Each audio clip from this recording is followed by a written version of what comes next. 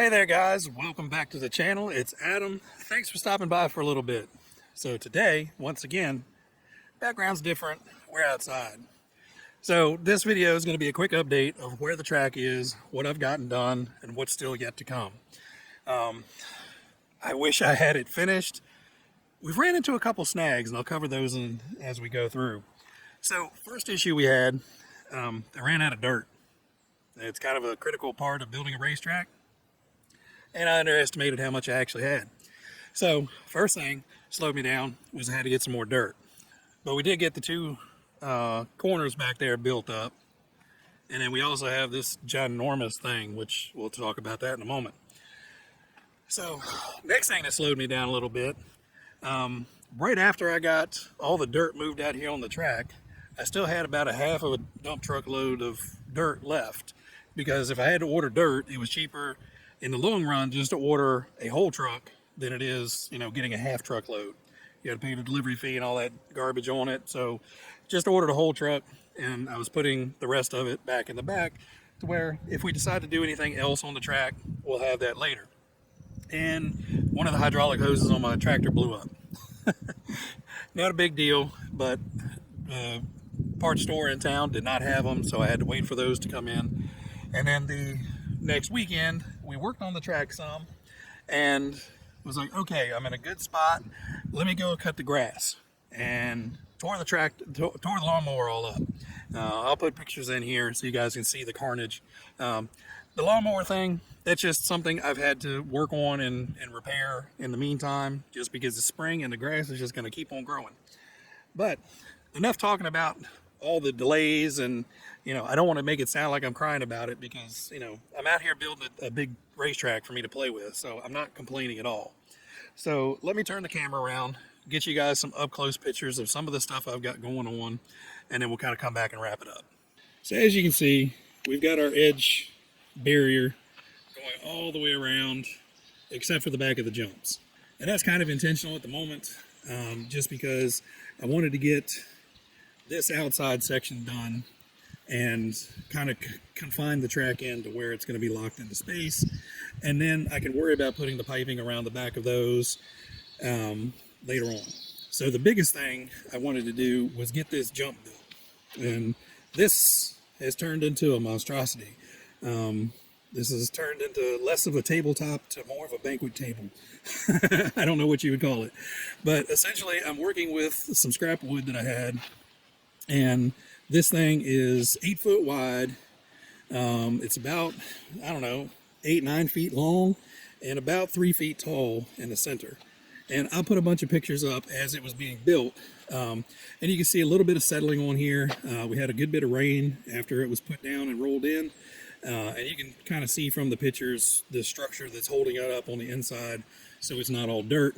But we do have some settling, which I was surprised that little bit of settling and that little bit of cracking is kind of all we had going on. So all in all, it's a heck of a jump. So this one is going to remain a full-time spot on the track. This is not going anywhere anytime soon. From now on, this monstrosity of a jump is going to be RC Mountain. So you'll come down and go down this straightaway.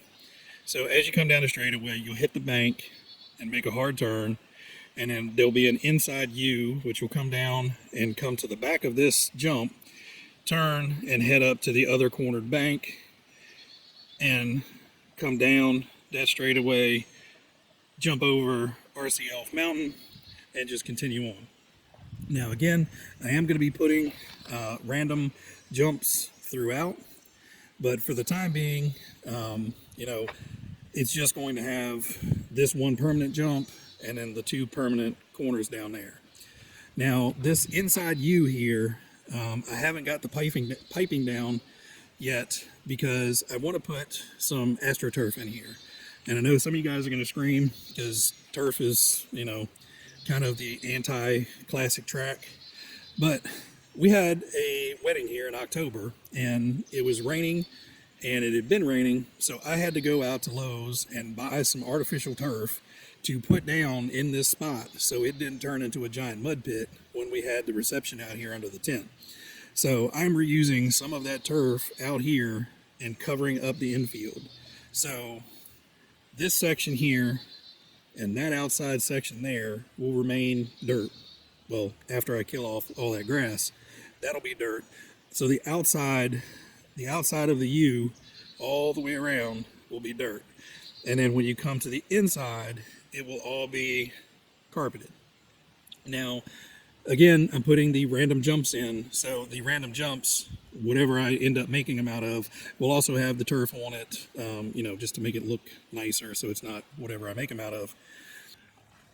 So what I thought about in the middle was just adding some different degrees of difficulty. You're going to get really used to sliding around the entire track and, loose dirt and lumps and bumps and everything. And then right there in the middle, you're going to get to a really high traction section. So I may put like a little, a small like ledge jump or something, and then have a really sharp turn with maybe another ledge jump in the turn. I don't know. I'm still figuring it all out. I'm just making crap up as I go along, honestly. But, I'll have some mobile jumps throughout the whole track. We'll be able to, change things up here and there. So nothing is going to be permanently set with those jumps. But the carpet will be kind of staked down. So hopefully the carpet won't move in the middle. And I've got a whole bunch of spikes and landscaping little stabby bits to go in and hold the carpet all down. So hopefully we won't have any issues with the carpet pulling up. But, if it becomes a pain in the butt, I just pull the pipe up and rip the whole carpet up and we're back to dirt. Anyway, guys, I just wanted to give you guys an update on the track. It's still obviously under construction, but we're getting much, much closer. Building that jump there was like a 6-hour process. And hopefully by the pictures, you guys will understand that there was a lot of stuff that went into just building that. And again, it was all made up on the fly. I'm using some recycled materials that I have. All the wood around it is basically recycled decking boards we've had for a while that they're getting ready to just go bad if something doesn't happen with them. So we made that work with recycled materials. All the cinder blocks and everything on the inside of it is all stuff that's been hanging around here over the decades and is now filler. Just saved on the dirt. That way I have the dirt for yard work, and if I want to build another permanent feature on the track, we'll have that as well. But that's it for now, guys. I'm really hoping that by the end of the weekend, this weekend, I will have something actually runnable. That's my goal.